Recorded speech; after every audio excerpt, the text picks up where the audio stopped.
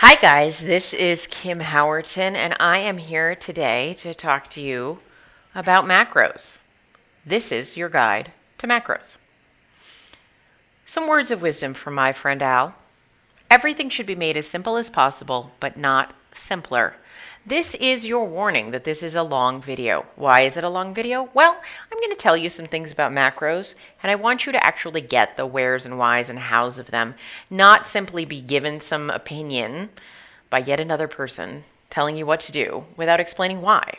I want you to make your own educated and informed decisions about what you eat and how you keto.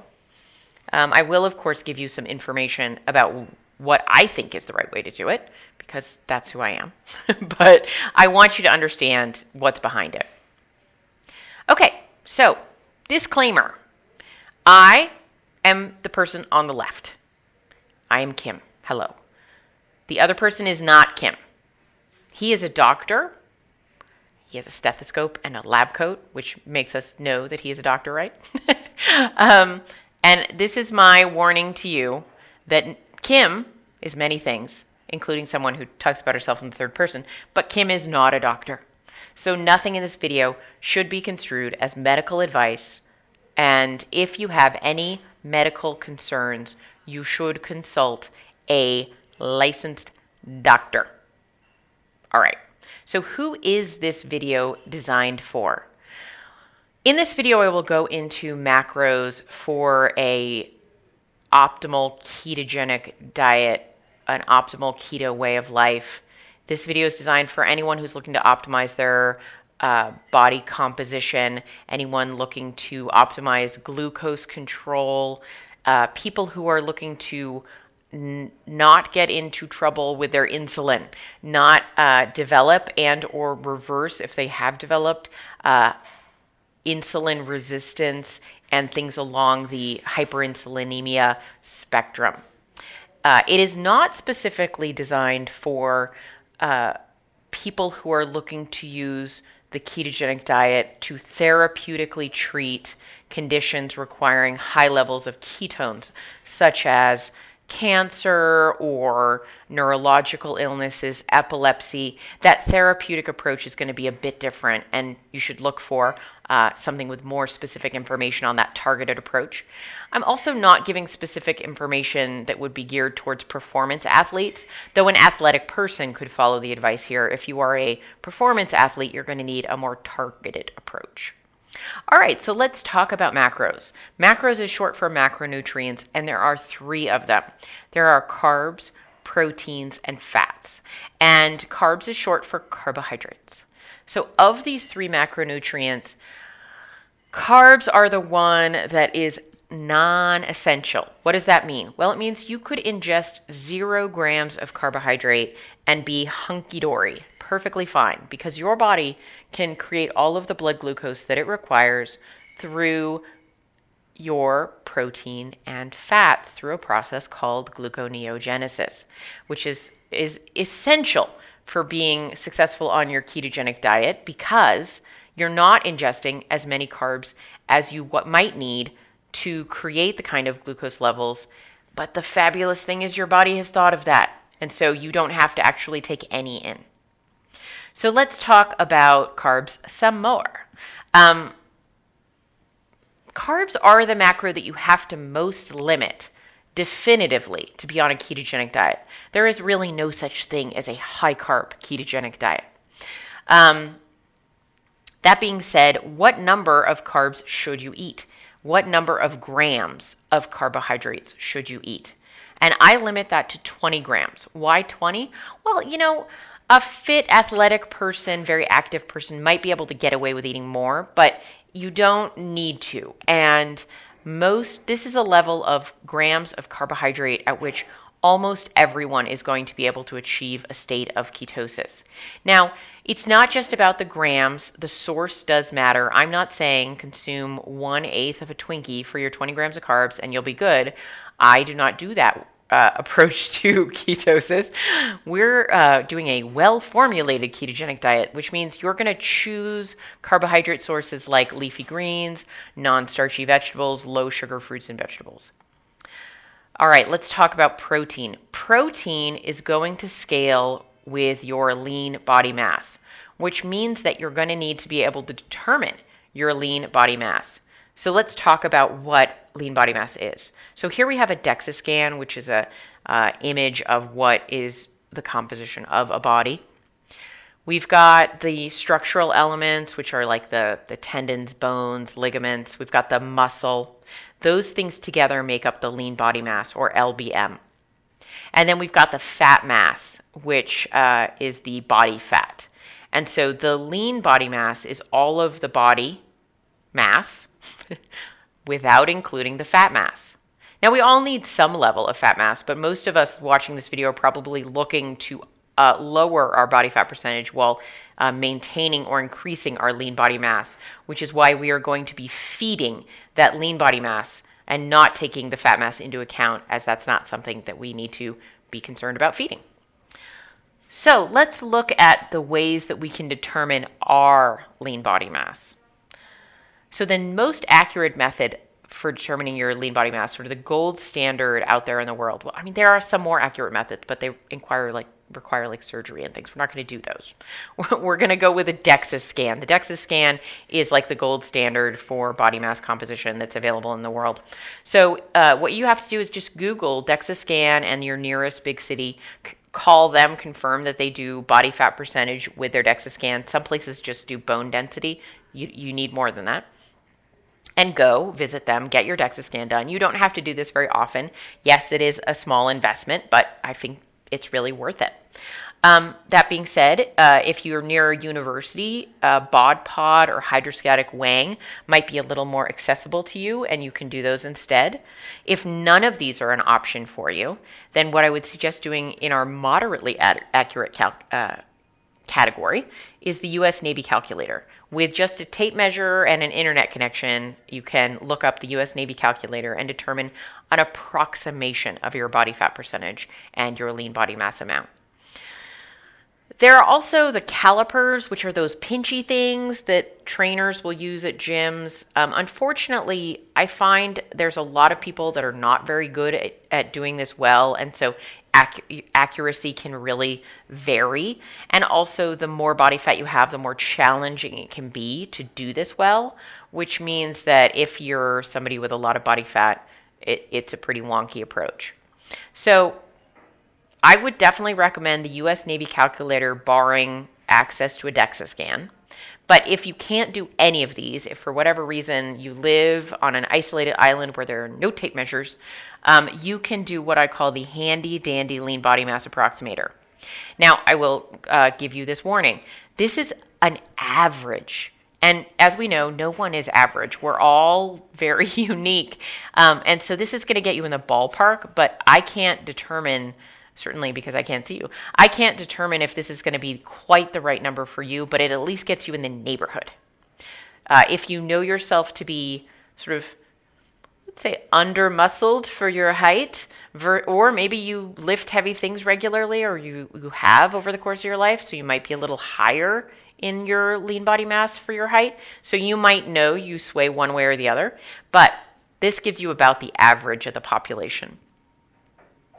For a 5-foot-tall woman, the average lean body mass is about 85 pounds, and you can add 3.25 pounds per inch over 5 feet, or subtract 3.25 for each inch under 5 feet, and that will give you an approximation of your lean body mass.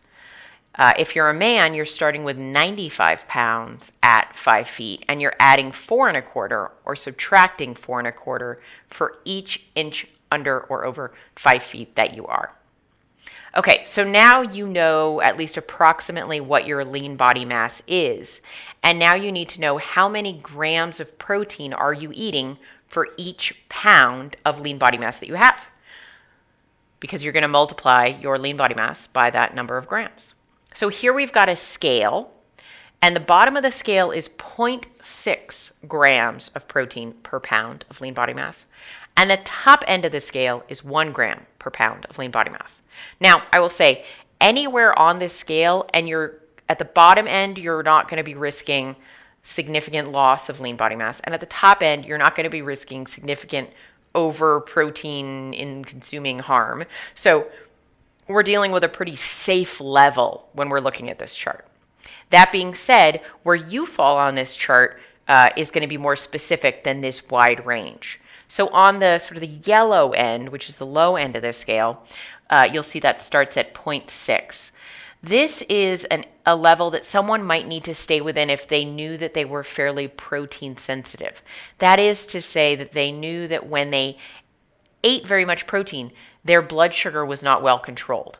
Now, if you are a type 2 diabetic, I'm potentially talking to you. If you're somebody that has no idea what I'm talking about, and this whole type 2 diabetes is nowhere near your level of health, then I'm probably not talking to you. But if you're a type 2 diabetic and you regularly test your blood sugar, and you find that when you have very much protein, your blood sugar is a little out of control, then you're going to need to stay at the lower end of the scale.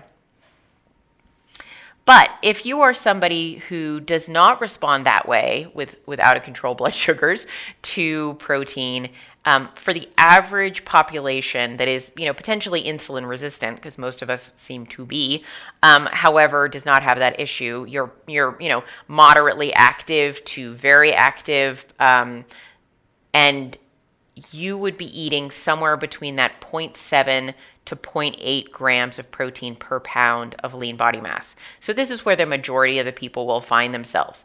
Why do I give a range rather than a specific number? It's because I don't want anyone to freak out about a specific number. Like if you're at 75 grams one day and you're at 72 the next and you're at 79 the day after, and you're supposed to fall somewhere between 70 and 80 grams because you have 100 pounds of lean body mass, you're doing great. It's not about hitting one particular number. We're really just getting in the ballpark. That being said, there are some populations that can handle a bit more protein or might find value in it. If you are a lean person who is not looking to lose body fat, or at least not very much, and you're looking to optimize muscle growth, you might be able to eat more protein, like around that 0.9 to 1 gram level. Or if you have a condition, most notably an age-related condition that means you don't absorb protein very well, you may need to eat more protein to get at least a moderate amount of protein into your body in terms of what you can metabolize. All right, so let's look at some examples. So here we have 4 women. They're of different heights, different weights, different body fat percentages, but they all happen to be about 100 grams of lean body mass. Imagine that. All right, so the woman on the left, she is a type 2 diabetic who finds that she has blood sugar control issues at this time. She's going to keep her protein grams fairly low to that 60 gram level, which is the 0.6 grams per pound of lean body mass. The woman next to her, she is type 2 as well, but she does not find that she spikes too much of her glucose with a little extra protein. And she's finding about that 70, that 0.7 level is appropriate for her. The woman in pink with the black pants, she's got a healthy blood sugar response, and she does not find it an issue to overeat protein or to eat a moderate amount of protein. And so she is just doing just fine at that 70 to 80 gram range. And then we've got the woman on the far right, and she is an athlete. She lifts heavy weights every week, several days a week. She's exercising quite a bit, and she finds that she needs more sort of rejuvenation from her protein, to use a fanciful term. And so she is at the 90 to 100 gram level regularly and does really well with that. Some of you might wonder about, if you've been with me for long, and no, I don't mean since the beginning of this video, I mean before this video even created, is that I used to advocate for actually a slightly lower amount of protein, kind of keeping most people on that yellow scale rather than on the red scale. The reason was that I was very concerned about making sure that we didn't spike glucose too much or get into issues of more excessive protein in terms of being in ketosis. But through more recent studies, specifically some that Virta Health have done around diabetic populations and what amounts of protein will be sufficient but not excessive for them, I feel comfortable supporting a slightly higher level of protein, which is why I've moved my recommendation for most people to be comfortable in that 0.7 to 0.8 grams per pound of lean body mass range. All right, so let's talk about our final macronutrient. Our final macronutrient is fat. And what does fat do? Well, fat is good for our bodies, good for our hair. It's good for us to be able to metabolize fat-soluble vitamins. And it also is what increases our satiety. Because if you think about it this way, we're eating a set amount of protein, we're eating a low amount of carbohydrates, and then what is the variable that will help us dial in the right amount of food for our hunger? Well, fat is what we have to do that with. So I know that you're saying fat to satiety, I can just eat fat until I'm satisfied. It can't be that simple. And I'm saying it really actually is. I'm going to go into the details more so you can better understand it. But first I want to address something. I want to address this fear of fat that I feel like is so pervasive in our society. If you grew up, in any recent generation, you experienced the tide turned against fat. It became the dietary boogeyman. It would be the thing that was going to give you high cholesterol. It was going to give you heart disease. It's going to ruin your health. It's going to make you fat. You are what you eat. All these issues. And undoing the damage that these campaigns have caused, undoing the ills that have been done by the food pyramid, which all that's really seemed to have done is make us sicker and fatter, is a very important thing to me. And so I want you to just acknowledge, or I want to acknowledge that for all of us, it can be a slightly scary thing to address the fact that we were wrong about fat being bad for us, and to turn that around and not feel that kind of instinctive recoiling in the face of a high-fat diet. So here's how you're going to approach eating. Number one, you're going to get your carbohydrates under 20 grams. It can be less, but it shouldn't be more. Or not much more, okay? All right. So, and then number two, you're going to calculate the right amount of protein for your body, and you're going to stay in that range on a daily basis. And then you're going to add fat to satiety. So if you are hungrier, you're going to eat more fat. If you're not that hungry, you're going to eat less fat. So what does that look like?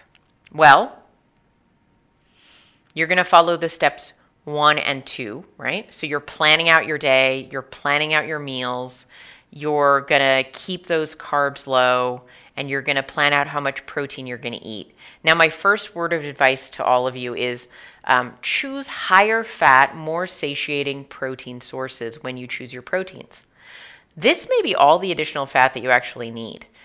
So if you look, for example, at a ribeye steak, a marbled ribeye steak, is like 50-50 fat and protein, versus a chicken breast, which is like 98% protein.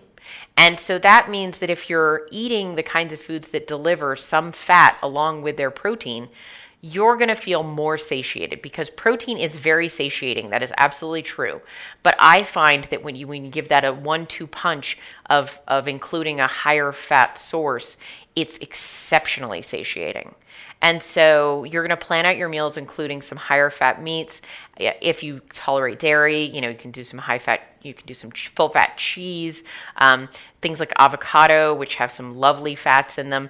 You choose these kinds of nutrient dense, incorporating the fat into the food, cooking in butter, cooking in olive oil. You're going to feel that your diet is much more satisfying than any other approach you've ever taken.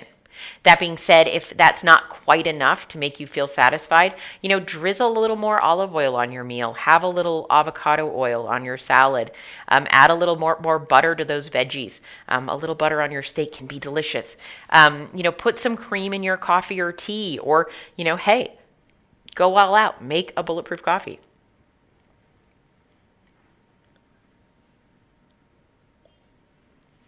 What often comes up at this point is people get a little stressed out because of that aforementioned fear of fat.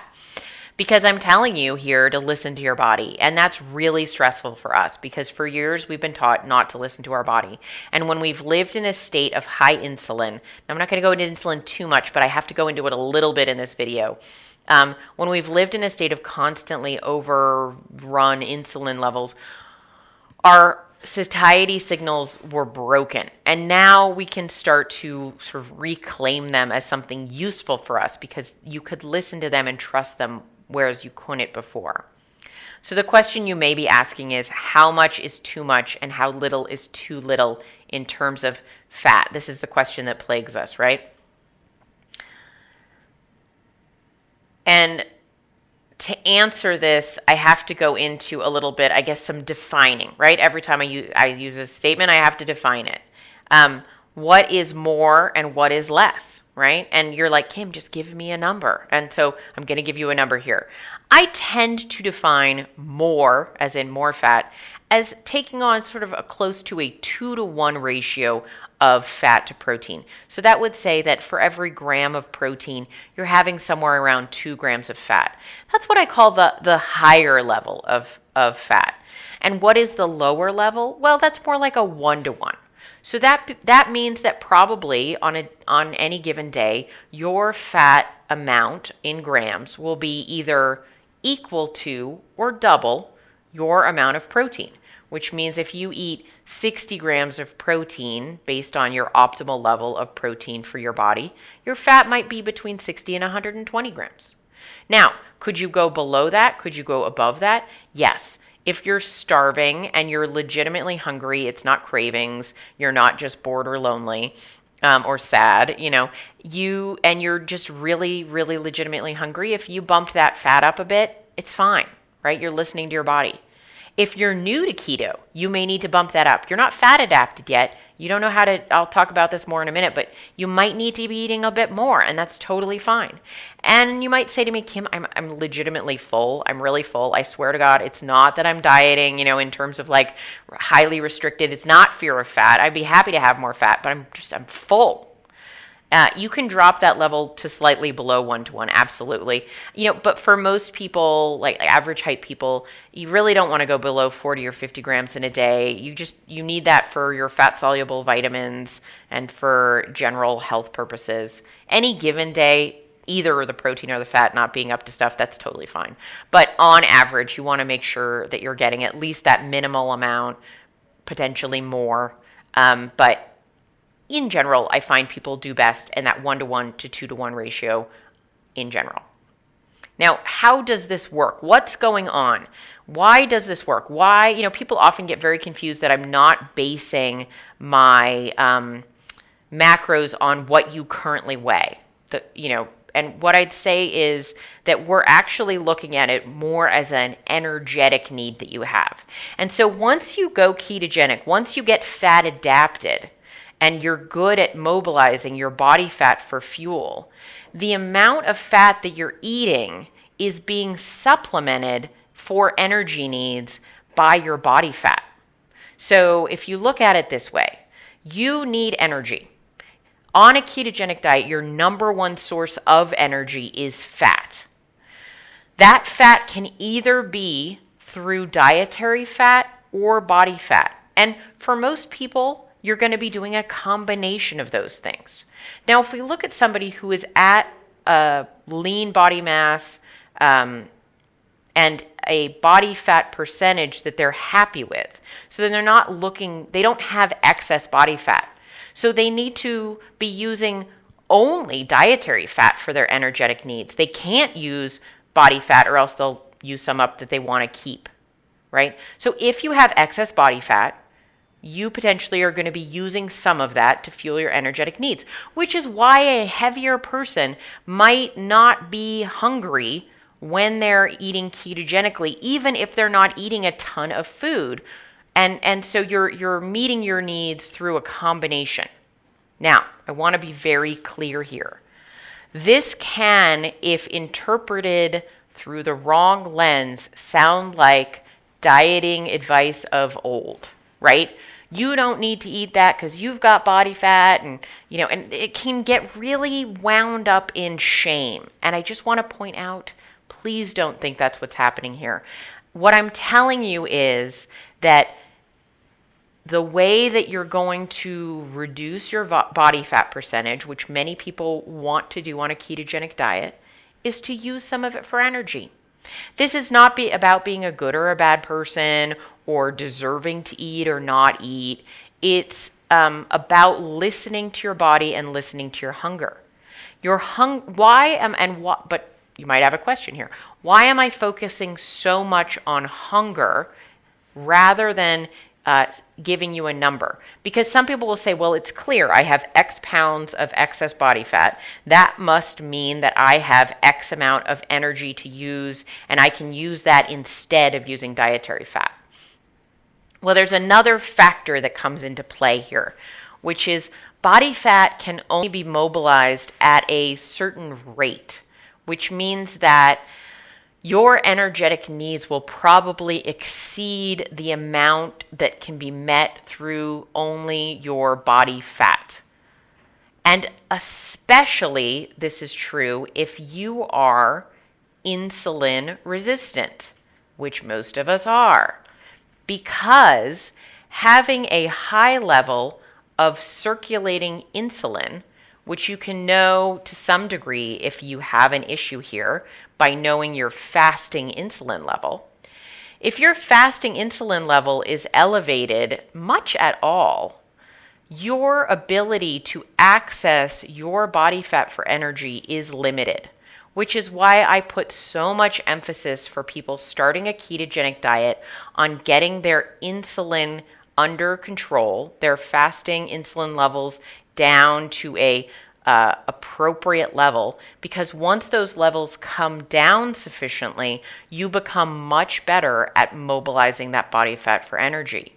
So when people tell you to jump in the deep end of a ketogenic diet by eating a low amount of fat because you have body fat to burn, while that is true of someone who is able to mobilize their body fat for energy, for somebody who's not yet fat adapted and or somebody with very high fasting insulin levels, it's simply going to be torture because they have all this body fat, yes, but it's sort of locked away because of the presence of high circulating insulin in their body, because insulin is a fat storage hormone. So as long as you've got that fat storage hormone locked into store mode, you need to eat more fat so that you're satisfied. And how will you know when your fat adaptation has reached a level that you're better at mobilizing body fat and you are now able to liberate more of your body fat for energy and you can reduce the amount of dietary fat that you eat? You'll be less hungry, which is the cue. And that is why I say if you focus on satiety, things will fall into place. Now, is it ever true that somebody's satiety signals are just so broken that they're not going to be able to use that as a gauge even once they get their insulin levels under control? There are some segments of the population who that might be true of, but it is not the majority. And so I would just like to say, if you run into that brick wall for months and months and months at a time and you're never feeling full and it's been 6 months that you've been doing keto and you just can't eat enough and you're super hungry, send me a message. I'm happy to talk to you. But for the most part, this will resolve and you will find that your natural satiety signals will start to kick in and you will be able to manage the appropriate amount of food that you should be eating to optimize your results, not feel like a crazy person. Because I don't want this to just be another diet. I am not down with you spending your time starving and white knuckling your approach. The only successful way to lose weight and keep it off is to be doing a sustainable way of eating. And so my focus for you is gonna be on keto as a sustainable way of life, one where you never really feel like you're on a diet, right? And in this context, I'm using diet in that 4-letter word way, that thing that you go on and then eventually you have to go off because it is not something you can keep doing. What I would love for you is that keto become the joy that it is for me and a way that you can optimize your health and your body by eating in a way that feels deeply nourishing and satisfying. So thank you so much for joining me. I was really happy to be here with you today for this journey. It was certainly a journey. And my hope for you is that you really evaluate what works for you, because it's one thing for me to tell you things, but it's entirely a different world when you really start understanding how it works for yourself, how it affects you personally. And I hope you have a fabulous, fabulous keto from here on out.